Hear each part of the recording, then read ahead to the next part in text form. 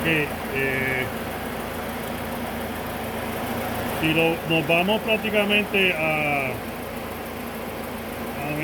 multímetro como tal, está marcando 13.8. Técnicamente podemos decir que está bien, pero entonces, si nos vamos a osciloscopio y nos vamos a la parte de alternador y nos vamos a los rizos,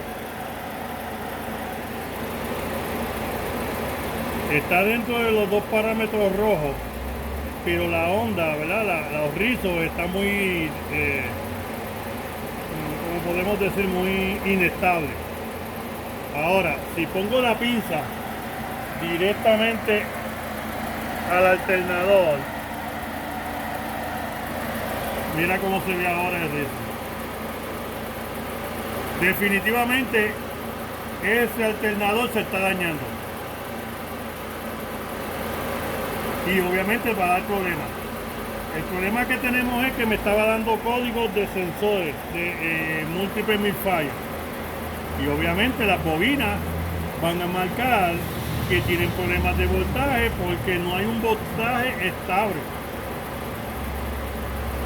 A pesar de que si nos vamos a lecturas normales de rizo, vemos que me está marcando estable, pero solamente 13.7, ¿sabe? Y prácticamente está marcando 13.7, así que está marcando nítido el alternador supuestamente, pero no está bien.